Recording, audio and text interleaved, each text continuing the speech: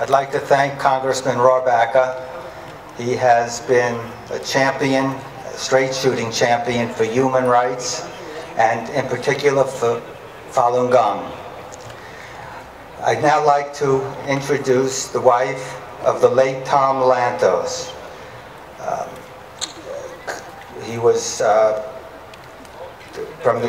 the chair of the Congressional Foreign Relations Committee. And Mrs. Lantos is a force in her own right, having been director of the Congressional Human Rights Caucus.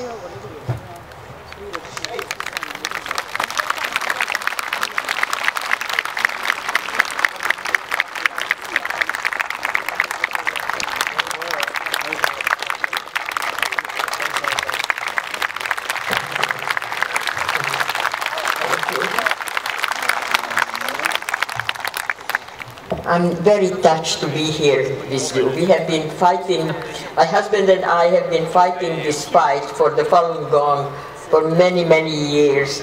And now that he's gone and I'm retired, I'm still continuing in every way I can through our foundation, through the Lantos Foundation, to bring this major outrageous injustice prevalent in the world to the attention of everyone.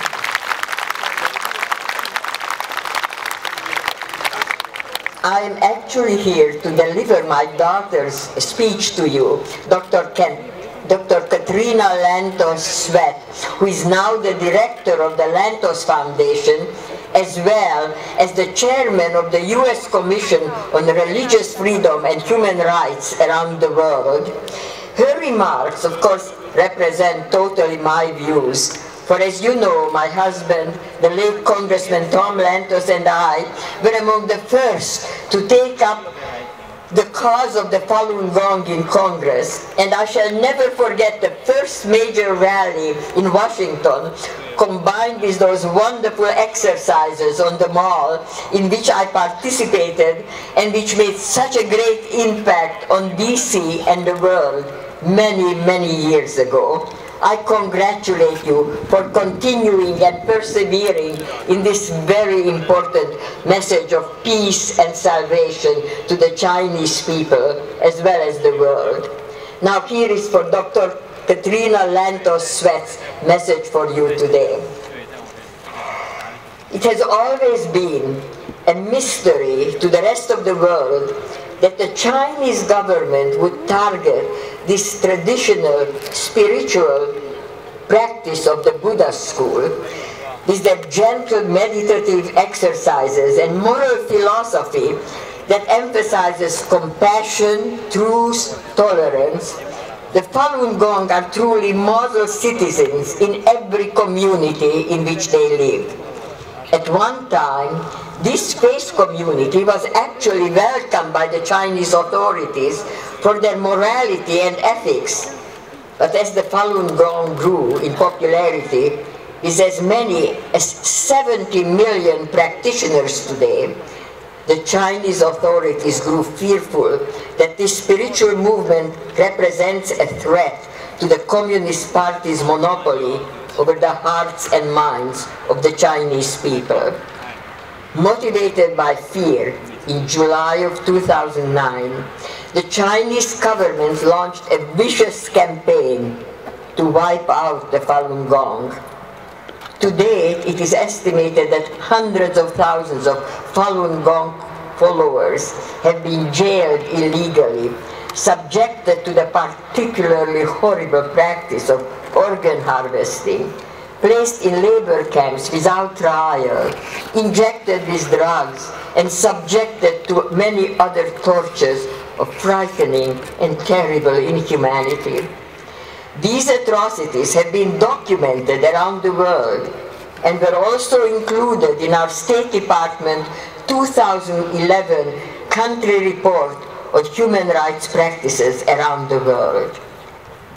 The Chinese government has used the vast resources of their propaganda machine to target Falun Gong practitioners for widespread persecution. Despite the enormous suffering they have endured, the Falun Gong have remained steadfast in their belief and committed to telling their story. They have channeled the power of the internet to create tools that have outsmarted the Chinese internet police and shared their stories with the world. Now, as China faces a period of political transition, there is evidence that those who have been involved in massive human rights abuses against the Falun Gong are determined again to be succeeded by politicians who themselves have been implicated in these crimes, because they want to ensure that they will have impunity for the wrongs they have done. These individuals would do well to remember the words of Martin Luther King. The arc of history is long, but it bends toward justice. The Lantos Foundation supports you, applauds your efforts, your determination to give voice to the voiceless, so this terror and tragedy can be stopped. The Chinese government must understand that the people of the United States stand with this peaceful, tolerant faith community as they seek to enjoy the same right to exercise their beliefs, the freedom of their beliefs, as the rest of us enjoy. We will not rest until that day comes. Thank you.